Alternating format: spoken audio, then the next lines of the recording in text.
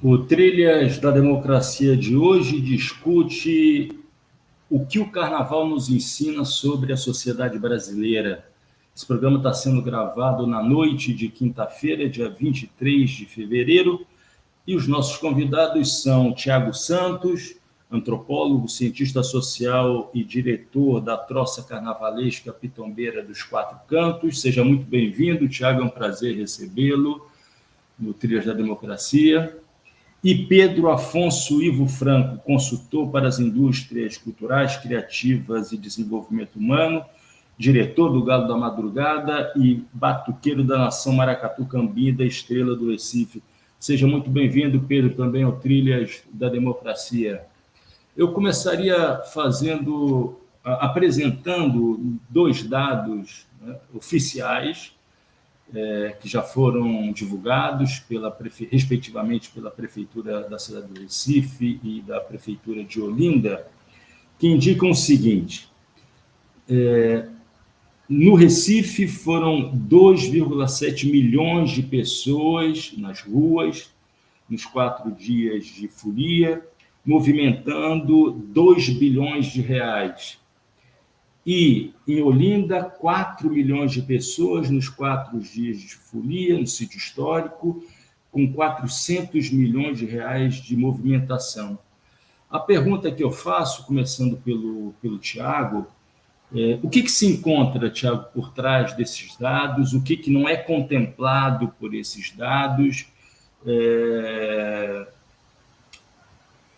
O que, na verdade, esses dados podem aparentar, mas que, na verdade, tem por detrás de si muitas outras informações e que merecem ser analisados. Tiago, por favor.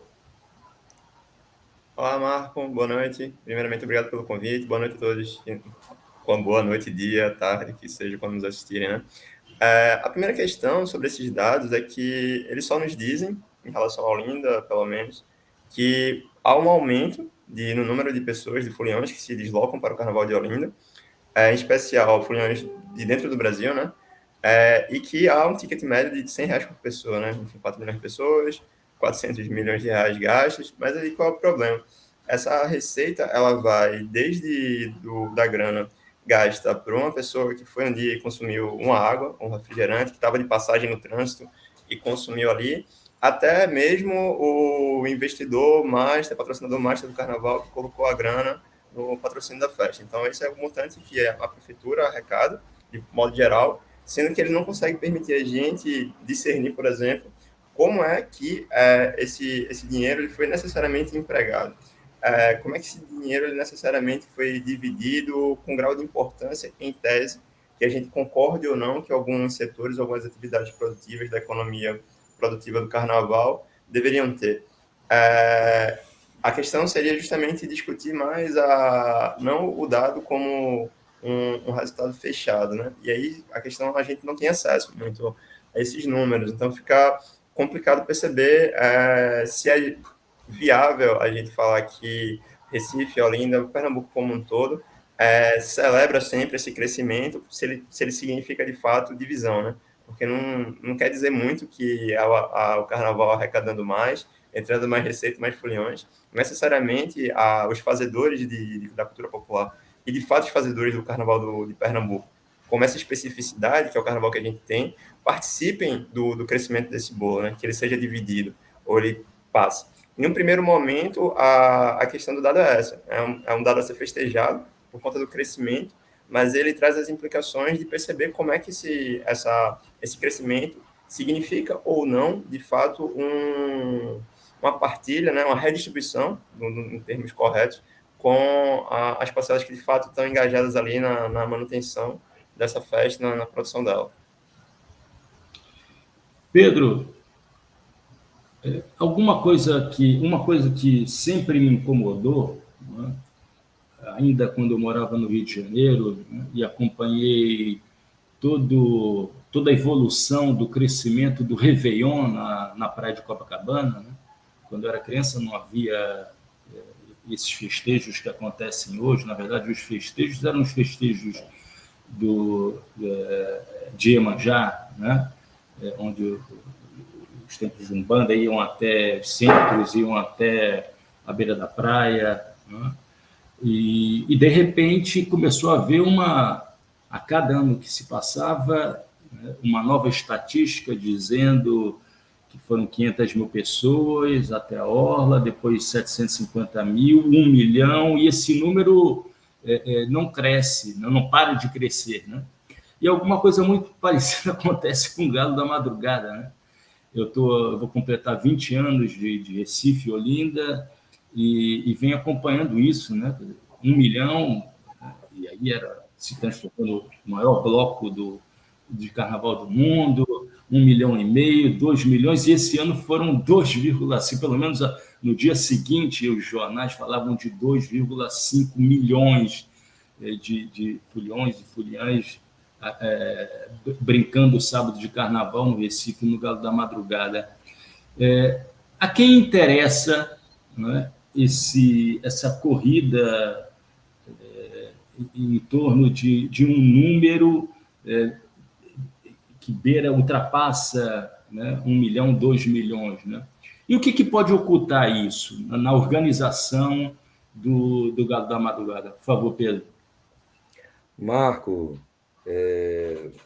muito prazer de poder estar aqui compartilhando esse momento contigo e com o Tiago, com os nossos ouvintes e telespectadores, nos debruçando, né, um dia após a quarta-feira de cinzas, sobre assuntos, infelizmente, tão pouco debatidos, né, aqui no nosso Carnaval de Pernambuco, assuntos os quais a gente vai se aprofundar durante, né, essa nossa entrevista e se dedicar a entender. Né? Eu, não apenas como folião, como diretor, mas falo, né, também como consultor para as indústrias culturais e criativas, alguém que se dedica profissionalmente a entender o potencial dos ativos culturais e a mensurar, tentar, né, é difícil a gente mensurar os ativos culturais e seus impactos, sobretudo os seus impactos quantitativos, os seus impactos numéricos, né?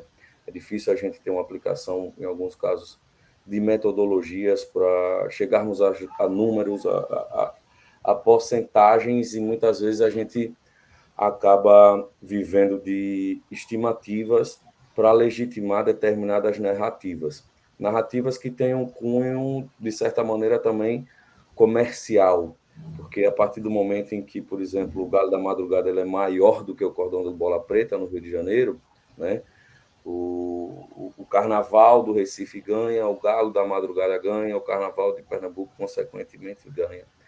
A partir do momento em que a Prefeitura do Recife ela revela os seus dados, né, falando que o Carnaval foi o maior de todos, ou que o Carnaval de Olinda foi o maior de todos, ela legitima toda uma narrativa de que esse Carnaval não apenas foi o maior, mas foi melhor do que o último, o que não necessariamente é verdade.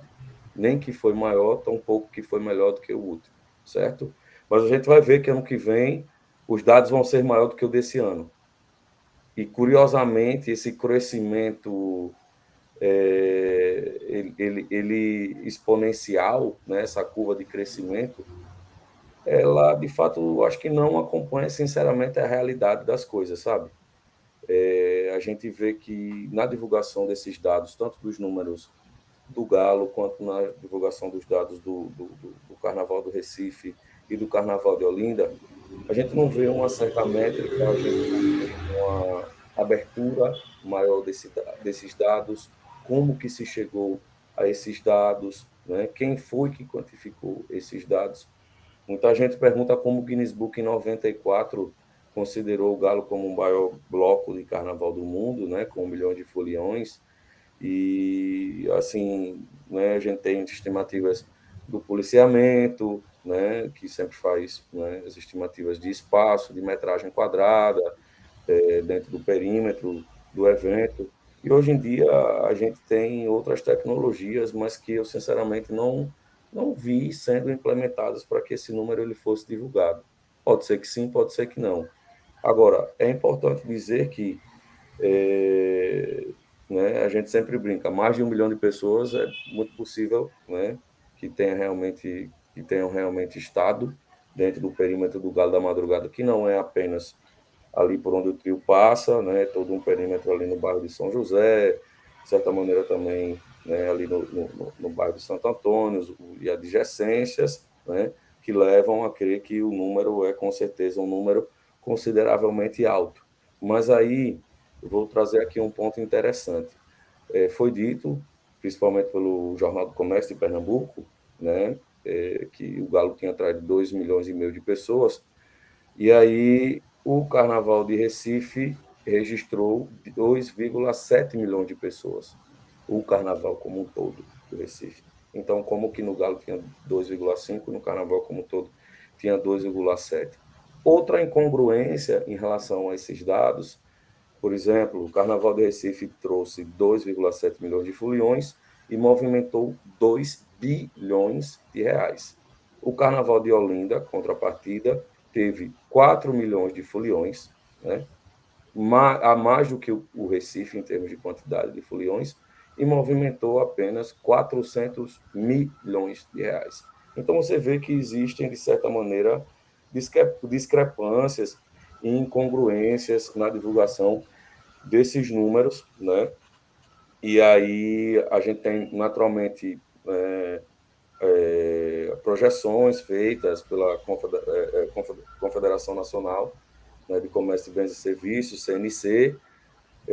A gente tem números que são um pouco mais fiáveis, que são os números de fluxos, né, de passageiros, de acordo com a divulgação de dados aqui, o aeroporto dos Guararapes recebeu 420 mil passageiros, o que foi o dobro de 2020, né?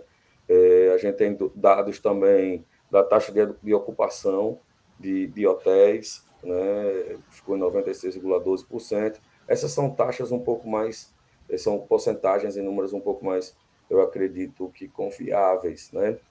E aí você me perguntou o que é que esses dados escondem. Eu acho que esses dados, eles escondem, sobretudo, algo que o Tiago mencionou, que é para onde estão indo esses recursos, para onde estão indo esses 2 bilhões no Recife e esses 400 milhões em Olinda, né? Essa arrecadação toda indo para os cofres públicos, ela está sendo destinada ao quê a posteriori? Né? Ela está sendo investida aonde a Pedro, posteriori? deixa eu tirar uma dúvida antes da gente aprofundar esse tema, essa questão. Nesse cálculo, vocês disseram que, na verdade, não existe, né, transparência, uma visibilidade no que compõe esses 2 bilhões no Recife e esses 400 milhões em Olinda, mas uma dúvida surgiu. Dentro desses 2 bilhões de reais de movimentação e nos 400 milhões de reais em Olinda, entram os recursos que foram movimentados, aquilo que foi pago para os cofres públicos, que circulou nos camarotes, nos inúmeros camarotes que foram montados no Recife e em Olinda? Aí que Pedro. está a dúvida. Provavelmente sim, né? Porque você tem naturalmente os patrocínios privados, né, que compõem esse número, a captação de recursos dos patrocinadores privados. Você tem aí entrada de SMS, etc. e tal. Eu acredito que sim, mas, novamente, são cálculos que não são feitos de forma aberta. Tiago, acho que tem alguma coisa para falar. Tiago, por favor. Bom, então, como eu tinha colocado na minha fala anteriormente, esse número ele vai desde a pessoa que está no trânsito, passando pelo perímetro em que é considerado a região do carnaval, certo? Então, no dia do galo, o que está sendo consumido de cerveja no Arruda não está contando como consumo de carnaval, certo?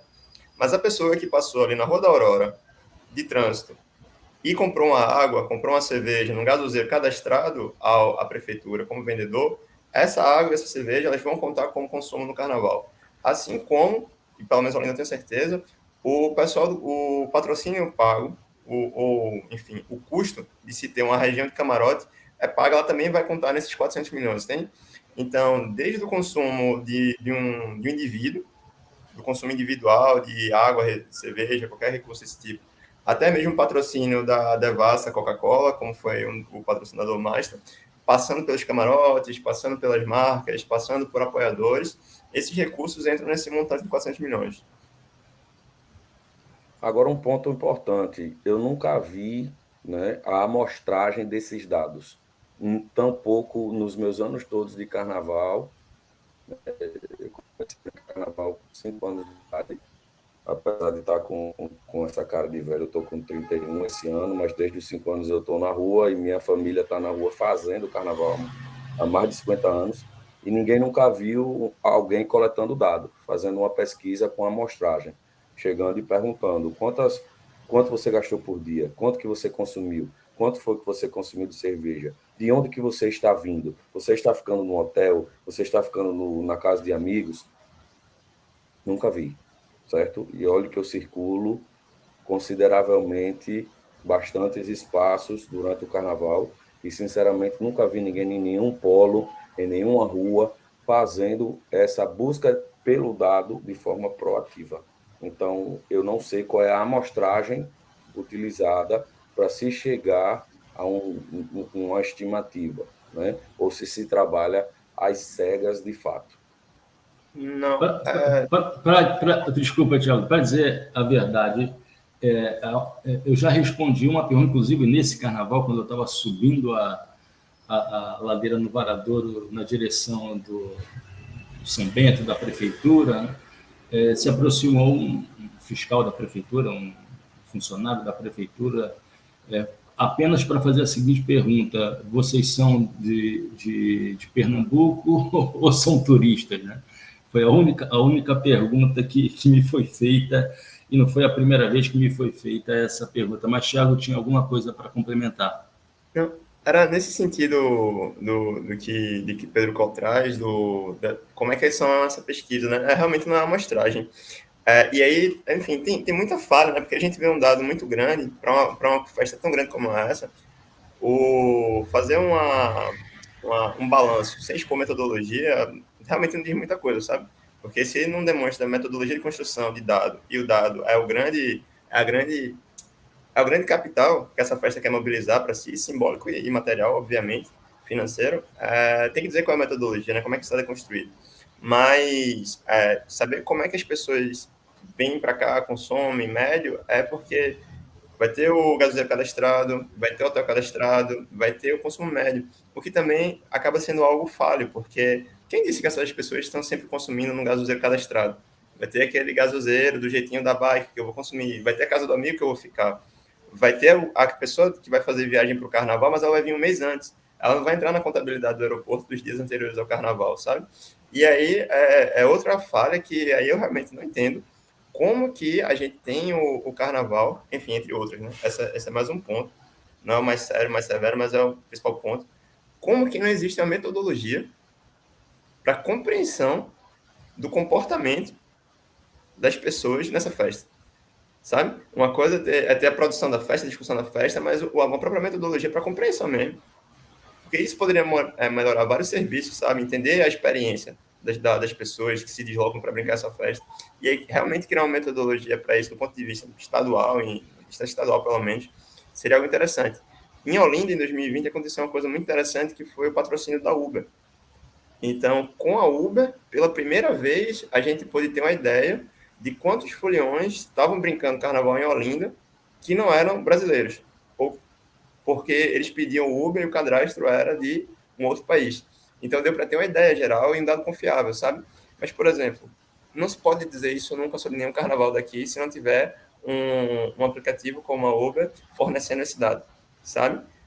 E aí, pronto, é esse tipo de coisa. A gente nunca vai conseguir discutir esses pontos com maior seriedade, porque os dados, por não serem uma preocupação, construir uma metodologia de entendimento, de coleta, de produção desse número, isso não é levado a sério, a gente nunca vai conhecer ele severamente.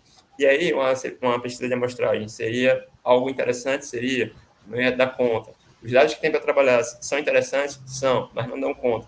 Vão apresentar para a gente um número bonito, maravilhoso, gigante, mas que a gente não sabe como ele foi construído e não sabe muito menos ainda como é que ele foi segmentado, né? Partilhado. Então, vejam, o título do programa é O que o Carnaval nos ensina sobre a sociedade brasileira. E eu me arrisco aqui a apresentar uma primeira conclusão, né? É que uma das, não, né? A maior festa popular brasileira, na região Nordeste, junto ao São João, que merece um conjunto de políticas públicas, né? Na verdade, se encerra com a divulgação de dados que, na verdade, pouco explicam, pouco traduzem o que foi essa festa com vistas ao próximo, à organização do próximo carnaval, né? A preocupação é puramente quantitativo, e eu coloco todas as aspas aí nesse quantitativo, voltando àquilo que a gente estava conversando, Pedro, sobre, na verdade, a preocupação em dizer que a cada ano aumenta o número de foliões na festa, mas não há, como o Tiago expressou agora, a preocupação em entender quais são os serviços que foram bem estruturados, como é que se deu a relação entre os vendedores cadastrados, quem ficou fora do cadastro, né? Como é que, se houve algum tipo de crédito para cadastrados e não cadastrados, os serviços de saúde que foram oferecidos. Daqui a pouco o Tiago vai contar a sua experiência de ter passado mal no terceiro dia, não foi, Tiago? No terceiro dia de folia. Essa primeira conclusão é válida, Tiago e Pedro, por favor? Pedro começa. Eu acredito que sim. Acredito que sim. É uma conclusão válida porque, assim, já que a gente está falando de democracia, E só para concluir, e Pedro, desculpa, só para concluir, né? A gente passou, né, e a gente ainda vive isso agora, né? 4 anos de apagão, né? No Brasil de dados, né? Quer dizer, a gente desapareceram as informações, não foram feitos censos, não foram feitas pesquisas sobre a realidade social, econômica brasileira, e não há política social que se construa sem ter como base esses dados. Por favor, Pedro, desculpa, eu te interrompi. Não, sem problema, Marco. Eu só queria dizer que, já que estamos falando de democracia, existe algo mais democrático do que buscar ouvir e buscar entender para que você se aprimore, para que você dialogue, converse, se compreenda melhor através de ouvir o que o outro tem a dizer. Então, como eu falei, essa busca proativa pelo dado, né, ela é um exercício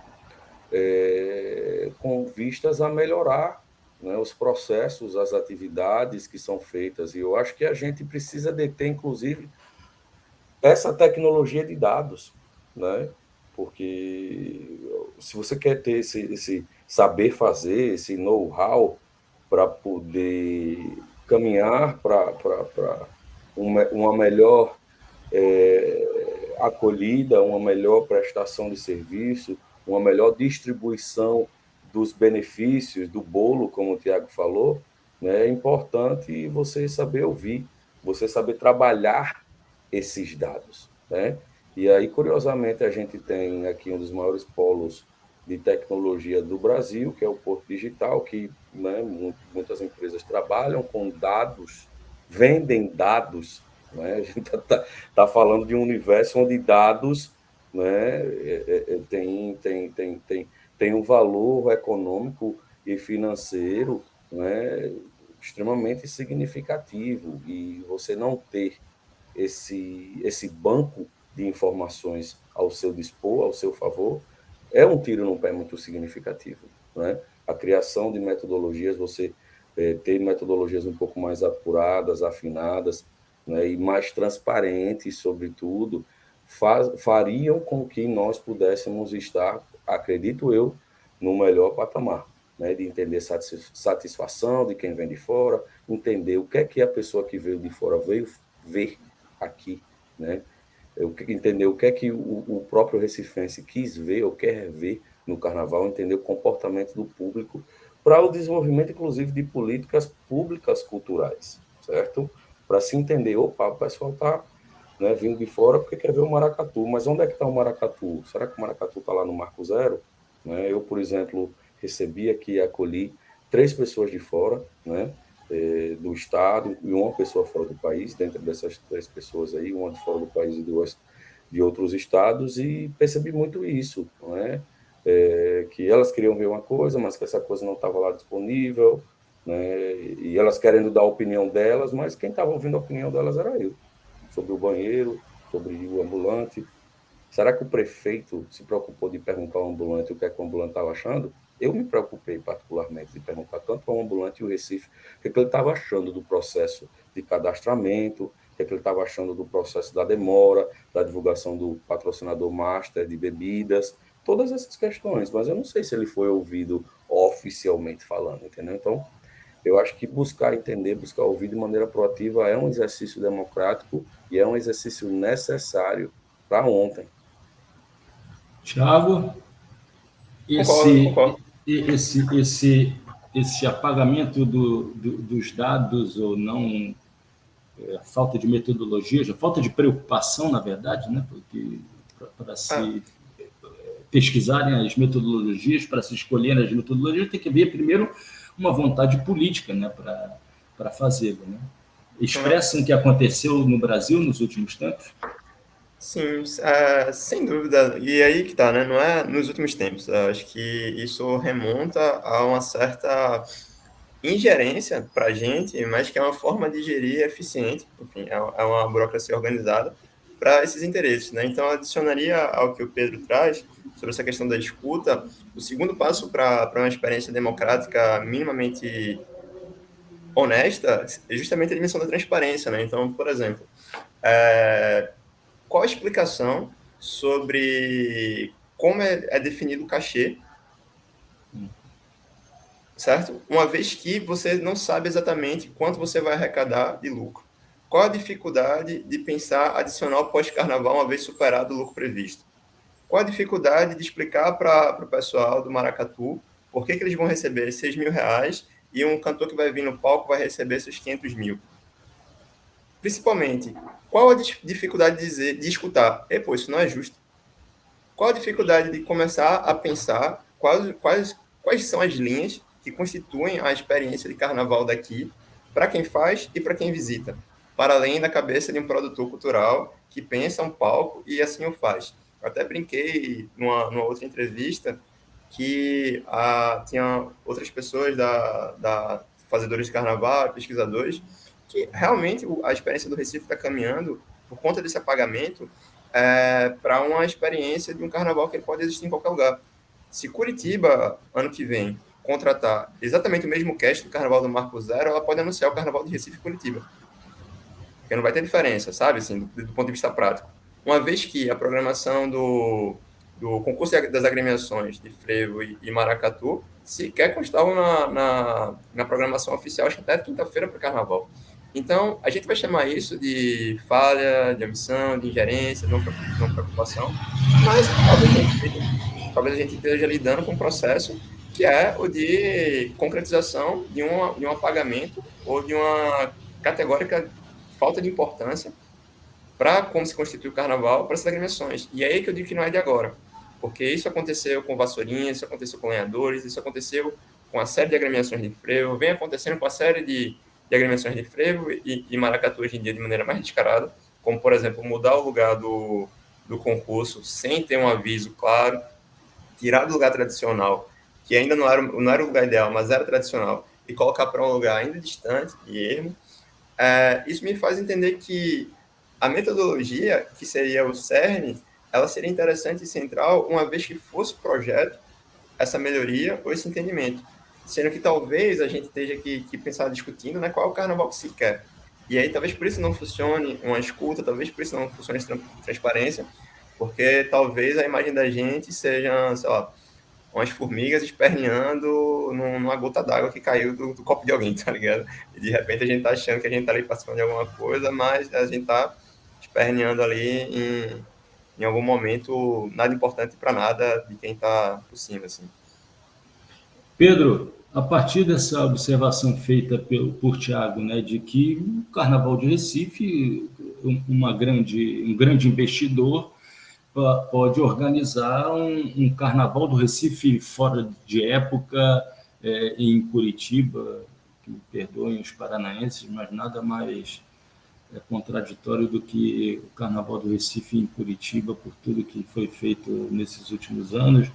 Mas isso significa que o Carnaval pode estar sofrendo um processo acelerado de transformação em algo que é puro entretenimento, deixando de lado ou se afastando daquilo que faz parte da sua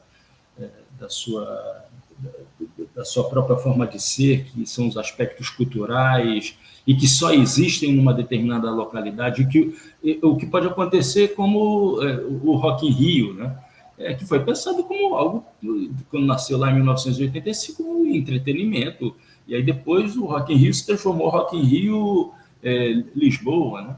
Então, há esse risco, você já vê sinais de que mais claros de que esse processo já está em curso, antes da gente discutir o camarote, o fenômeno da camarotização, que para mim já é o quadro perfeito dessa transformação do carnaval em puro entretenimento. Por favor, Pedro. Marco, é importante que os nossos ouvintes e que os nossos telespectadores compreendam que o carnaval ele é um dos nossos principais ativos socioeconômicos, certo?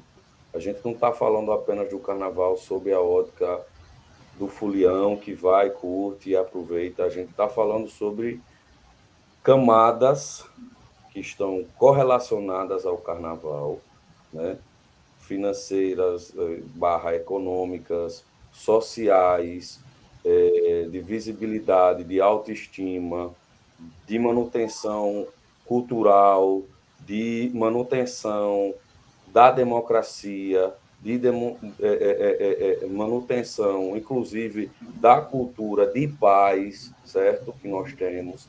Então, é importante pensar o carnaval sob essas óticas que estão correlacionadas a ele, para entender que o carnaval ele é um bem, certo? Ele é uma mina. E o nosso carnaval, eu faço sempre algumas críticas utilizando o seguinte exemplo. Nós temos uma mina de ouro no nosso quintal, certo?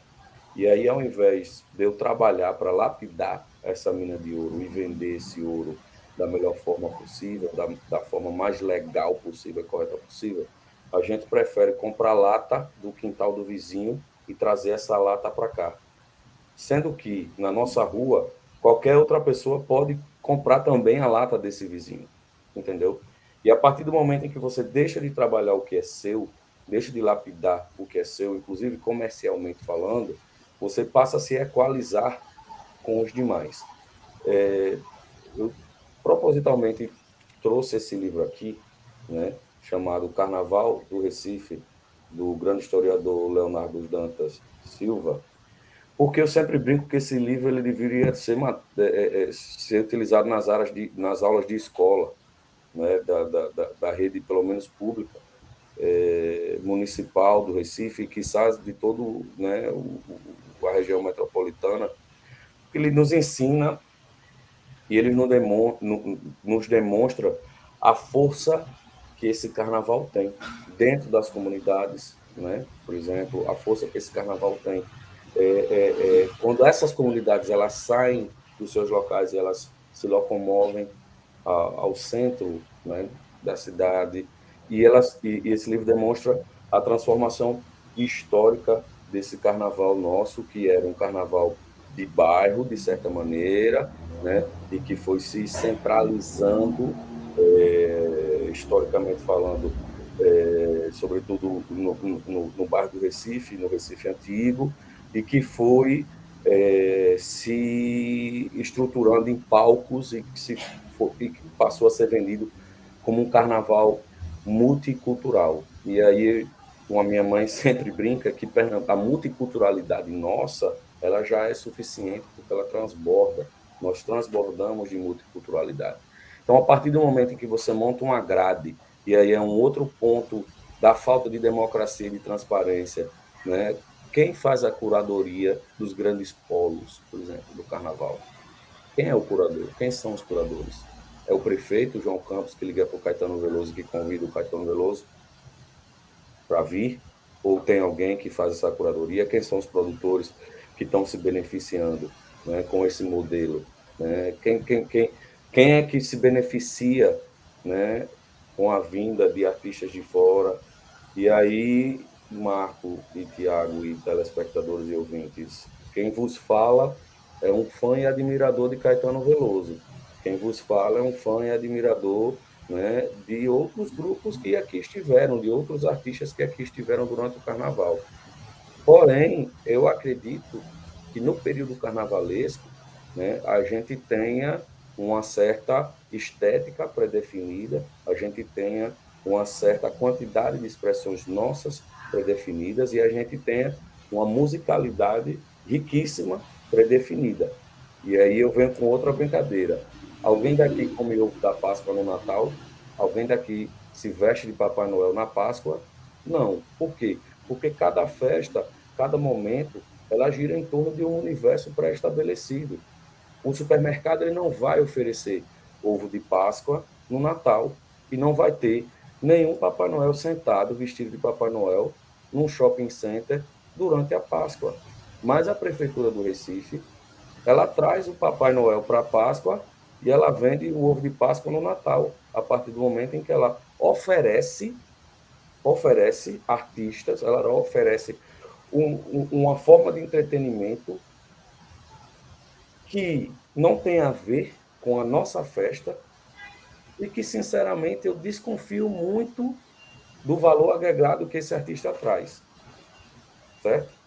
Eu desconfio muito nesse valor agregado que trazer, por exemplo, Nando Reis para o Carnaval, ou trazer Caetano Veloso para o Carnaval, ou trazer Emicida para o Carnaval, ou colocar João Gomes na terça-feira de Carnaval, que é o dia do frevo, certo? Traz.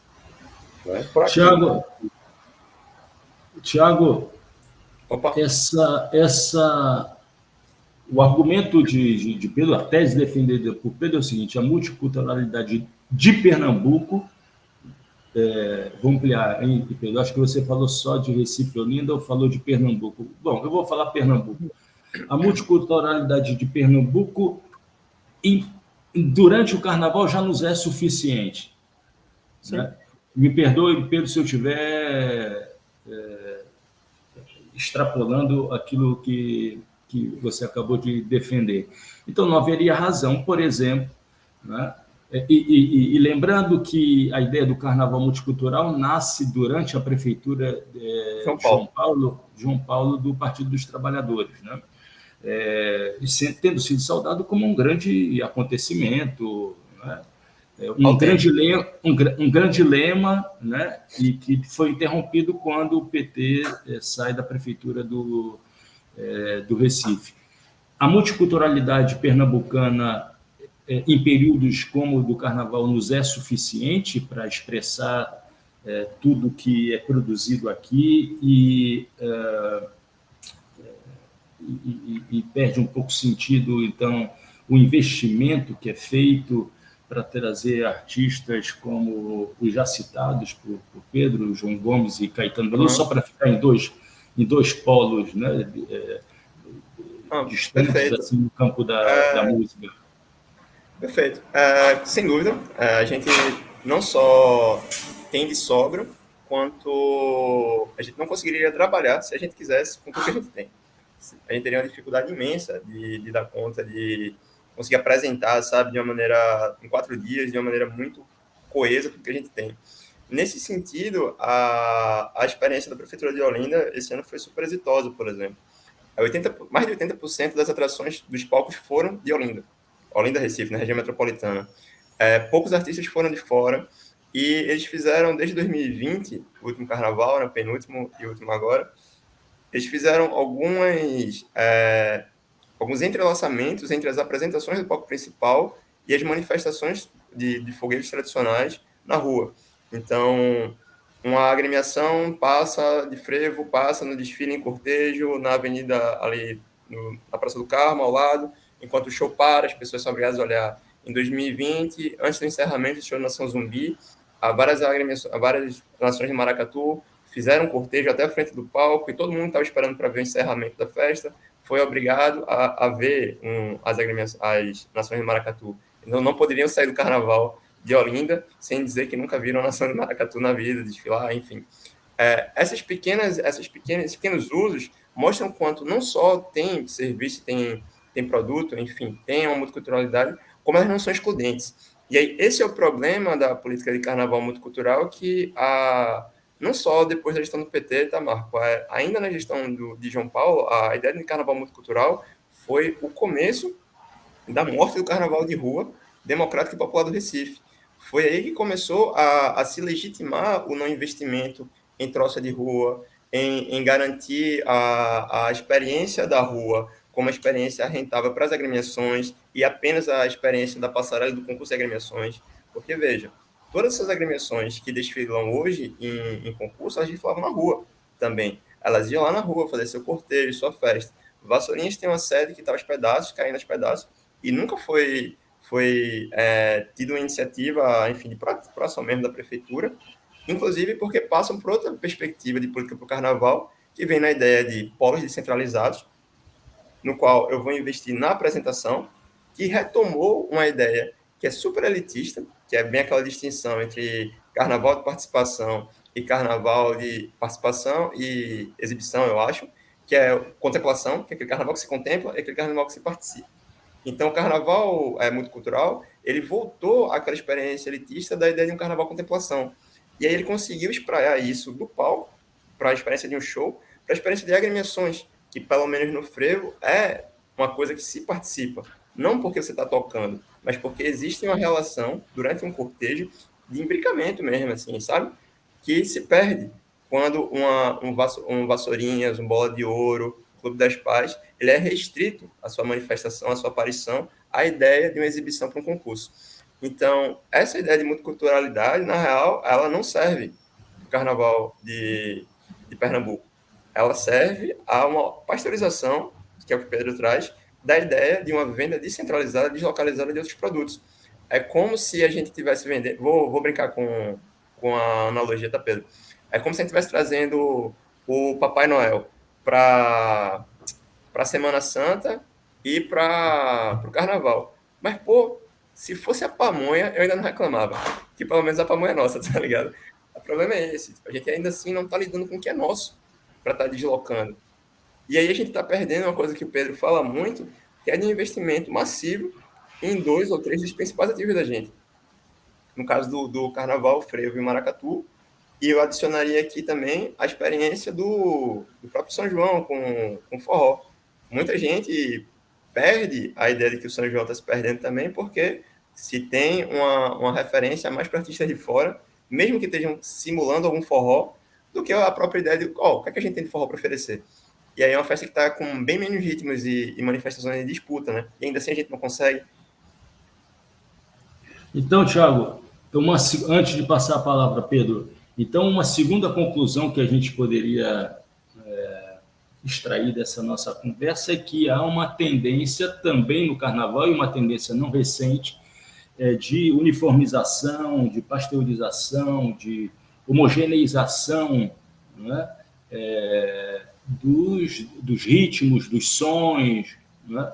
Em nome dos grandes artistas, quando eu falo grandes artistas, construídos, né, pelo mainstream e pelos grandes meios de comunicação, né? E que tem impacto direto no tipo de festa que se organiza, né? A gente poderia fazer uma analogia aqui entre a dissonância existente entre liberalismo e democracia, né? É democrático porque as pessoas participam, né?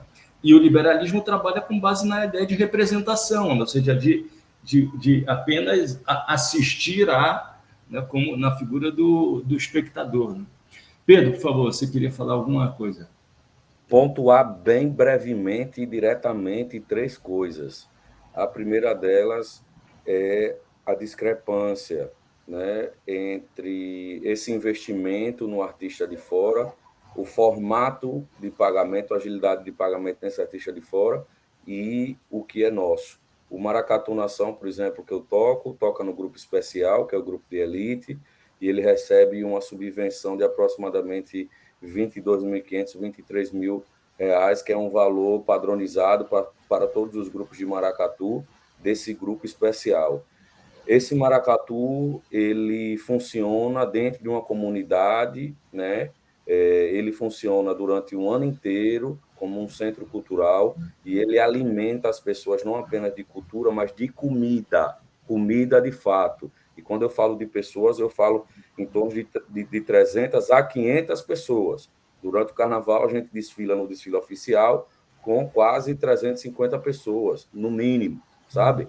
E aí, como que você faz um carnaval recebendo uma subvenção nesse valor, sendo que essa subvenção é dividida em duas vezes, uma você recebe muito próximo ao carnaval e a outra sabe-se Deus lá quando.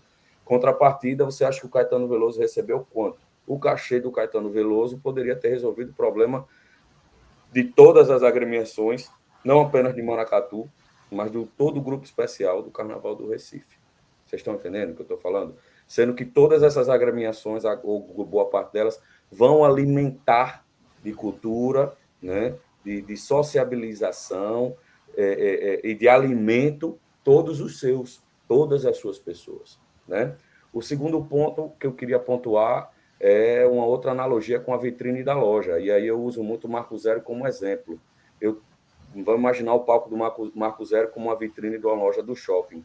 Eu passo lá na frente e a minha loja ela é de uma marca que é minha própria, de coisas minhas. Sendo que o manequim que está na frente da minha loja, com a minha marca própria, ele está vestido com a roupa de outra marca.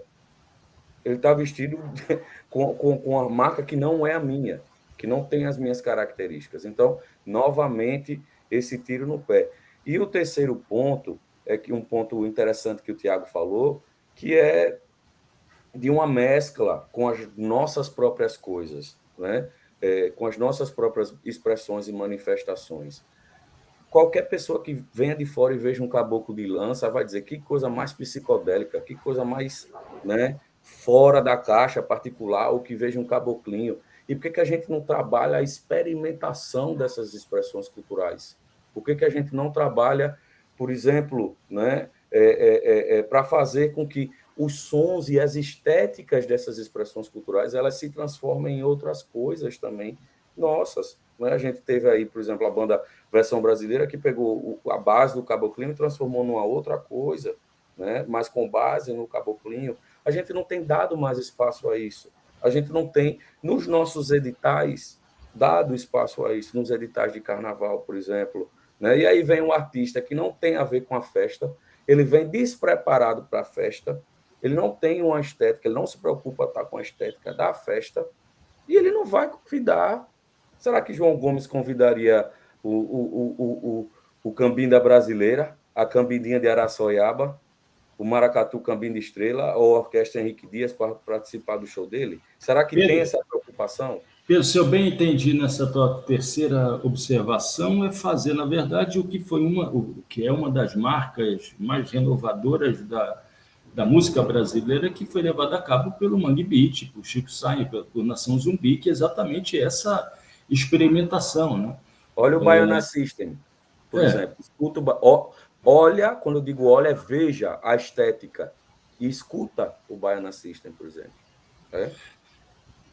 A gente está se aproximando da parte final do programa e acho que foi tirada aqui uma terceira conclusão que diz respeito ao processo de estratificação, né, que se expressa no pagamento dos cachês ou nos apoios às troças, às nações de Maracatu. Né? Quer dizer, um abismo que se construiu entre aquilo que é pago a esses grandes cantores, e grandes no sentido de estarem com os holofotes, seja pontualmente, seja historicamente, né, que recebe grandes, gigantescos cachês, quando comparado com isso que Pedro acabou de falar, do apoio que é dado para uma nação que desempenha uma função social muito importante, né? Além daquilo que pode ser reduzido aos 4 dias de folia, né? 4, 5 dias de folia.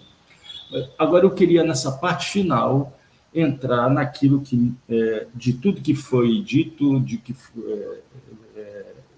e que não foi aprofundado, mais me incomoda, porque mais expressa esse abismo social, esse processo de segregação, de apartação social que existe na sociedade brasileira, que é o fenômeno da camarotização. Não é? Não sei se vocês vão concordar comigo, mas o que aconteceu, na verdade, foi uma grande conquista, né? Foi a proibição da instalação de camarotes dentro do sítio histórico, né? E o deslocamento para outras áreas. Mas, quando você vai chegando a Olinda, saindo do Recife, você dá de cara com um camarote que não é um camarote, né? Tem roda gigante, aquilo é um parque de diversão, né? Por outro lado, eu moro no Pina, e aqui um camarote, uma festa privada, com cantores que, em parte, tocaram no Carnaval de Recife ou Olinda, e, por outra parte, cantores, grupos que nem pisaram aqui durante a festa. No Galo existia também um camarote que estava, digamos, colado ao desfile do Galo, mas ao mesmo tempo não estava, né? Estava segregado. Para além do camarote que foi construído ao lado do Marco Zero, né? Então, eu gostaria de, para a gente encerrar esse programa, né, eu gostaria de ouvi-lo sobre isso, né? Quer dizer, o que mais pode acontecer que expressa tão bem essa fratura social e essa tendência de uma fração da classe média, não vou generalizar, mas uma fração da classe média que simplesmente não quer participar, não quer se misturar com aquelas pessoas do subúrbio que vão para o Galo da Madrugada, né, que vão para se perder, se achar nas ladeiras de Olinda. Tiago, por favor, e depois Pedro. Vou tentar ser breve aqui, tentar não ser polêmico, não sou contra camarote, de jeito nenhum. Eu sou terminantemente contra camarote que atrapalhe uma vírgula da experiência de carnaval de qualquer pessoa. Aí eu sou contra. E aí, lembrar, né, tipo, camarote perto de Ladeira de Olinda, para mim isso não existe. Tem que estar longe. Sendo que ele continua no caminho para Olinda, ele continua atrapalhando o trânsito, ele continua atrapalhando uma série de serviços, enfim, está no lugar errado. Então, ele tem que ir para outro lugar. E aí o camarote, para mim, ele vira um problema, especialmente em relação ao Carnaval de Olinda, quando ele se relaciona com a experiência da festa de uma maneira que, mesmo sem a gente estar ali, ele continue presente, incomodando, sabe? Seja por causa do trânsito, seja porque você tem que descer antes e ir andando, seja porque uma atração que poderia ser contratada pela prefeitura deixa de ser interessante porque ela tocou em algum dia do evento e agora ela já estava lá, não vamos contratar, subiu o cachê, não sei. Mas eu acho que o camarote, assim como outras experiências que inviabilizam a experiência de carnaval, como, por exemplo, o som mecânico nas ladeiras, sabe? Eles têm que ser deslocados. E aí, por que eu acho que eu não sou contra, né? Porque eu não sou contra. Porque eu acho que tem gente que vai achar que o carnaval é aquilo e ela tem o direito de brincar o carnaval dela. Graça e paz. Vai lá e seja feliz. Tem gente que vai achar que o carnaval é um som mecânico plugado numa caixa e aquilo é a felicidade dela pro carnaval, ela quer brincar aquele carnaval, massa, vai brincar esse carnaval. Agora, a Prefeitura Recife, Olinda e as demais, elas têm a obrigação de garantir que as experiências tradicionais do Carnaval de Pernambuco tenham condições de existir e se manifestar na íntegra, sabe? Então, hoje, a gente não consegue desfilar na ladeira por conta de experiência de som mecânico, de algumas experiências de batucada e tal, o carro quebra, tem acidente. A gente não consegue chegar, às vezes, por conta de engarrafamento, por conta de uma porcaria de um negócio que é uma coisa que acontece o ano inteiro, que é a experiência de camarote. Como é que isso pode piorar? Isso pode piorar se um dia a alternativa que as gestões entenderem que é mais viável para garantir o financiamento do carnaval for o camarote e não o investimento na própria festa.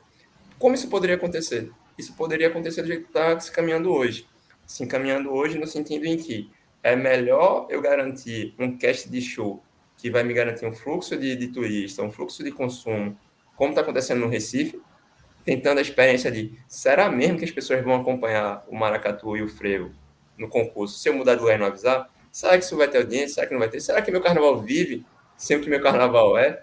E se ele viver, aí sim o camarote vai se tornar o maior problema da gente, porque ele vai virar o nosso carnaval. E aí ele vai ser o grande problema. Eu acho que essas experiências, elas podem ser comportadas, mas elas estão terminantemente no lugar que elas não deveriam estar, sabe? Vamos democratizar a festa, vamos colocar isso em outras áreas. Quem tem dinheiro não se importa mais de pagar um Uber de 50 conto, a mais do que já paga, para poder ir para o outro lado de Olinda, ao invés de ser na entrada da cidade, na conexão com o Recife.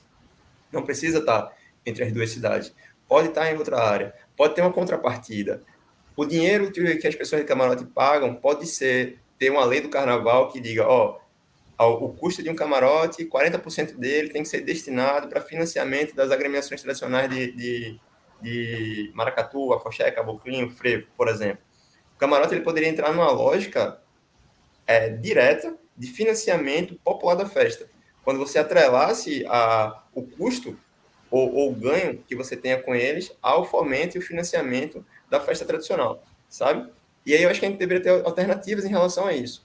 Mas eu acho, não é um carnaval que eu brinco, tá? Deixa eu deixar bem claro. Nunca paguei, não tenho pretensão em ir nesse tipo de carnaval. Não, veja só, Thiago, evidentemente que eu não vou polemizar contigo, você é estudioso do carnaval, mas para mim aquilo traz um impacto, a visualização dos camarotes me traz alguma coisa muito negativa, né? Eu não tenho nenhuma empatia com os camarotes, acho que eles, já que você falou, deveriam... Porque acho que eles se apropriam da ideia do carnaval, né? Eles se apropriam do termo carnaval, mas só que numa lógica de segregação, né? Eu acho que um ótimo, e aqui é uma ironia em termos, eu acho que um ótimo espaço para a montagem dos camarotes seria a aldeia, né? Carnaval em aldeia, né?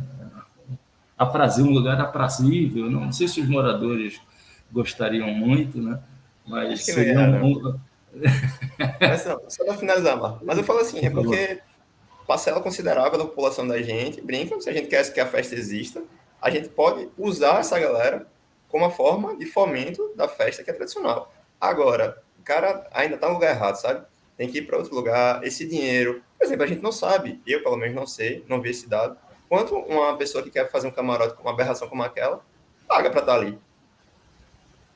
A gente não vai ter esse número, a gente não vai ter esse número, sabe? Mas se a gente faz uma lei de carnaval que, por exemplo, associe a construção de camarotes, a existência de camarotes, a porcentagem deles está diretamente ligada a fomento popular da festa, pô, isso é muito interessante. Porque primeiro que a festa popular não vai morrer enquanto o camarote existir, porque vai ter uma lei que vai obrigar parte da grana a estar destinada, e ele vai estar existindo lá sabendo que ele não vai estar com vistas a sufocar e tomar o lugar de uma festa que ela é a festa que existe. E ela é a festa que é. E que ele está ali porque ela existe. E aí eu acho que é isso. E assim, talvez minha questão com tirar daquela área seja inclusive para não ver. Eu também acho visualmente estranho. Me causa um mal-estar. Eu, como sou um democrata que respeita e defende a Constituição de 1988, eu acho que uma atividade privada, mas tem que cumprir uma função social. E eu não vejo nenhuma função social sendo feita pelos camarotes. Pedro, para encerrar esse agradável bate-papo, as suas considerações sobre o fenômeno de camarotização. A gente está mais próximo de voltar para o Recifolia ou de reversão desse processo de avanço da camarotização? Uma outra ironia, por favor, Pedro. Marco, é importante lembrar que durante a história do carnaval do Recife, a gente sempre teve espaços privados, né, para a celebração da festa, como, por exemplo, os clubes sociais, né? A gente, historicamente, tem o clube português, tinha os bailes no clube internacional, e isso demonstra que as elites elas vão sempre tentar achar alguma forma de se segregarem, né? E aí você paga o preço da exclusividade, o preço da exclusão, muitas vezes, não pelo produto que você está consumindo, mas pelo acesso ao ambiente em que você vai estar, né? Porque nada justifica você pagar uma cerveja dentro de um espaço desse, que é quase 2 vezes mais caro do que o valor que você pagaria fora. Você não está pagando pela cerveja, você está pagando hoje pela foto no Instagram para dizer, estava no camarote XYZ no carnaval. Então, assim, eu acho que, né, sabendo que a elite ela vai estar sempre buscando métodos de se segregar, eu acho que a gente tem que, como o Thiago falou, a encontrar um mecanismo para que essa segregação ela não se alimente ainda mais, certo?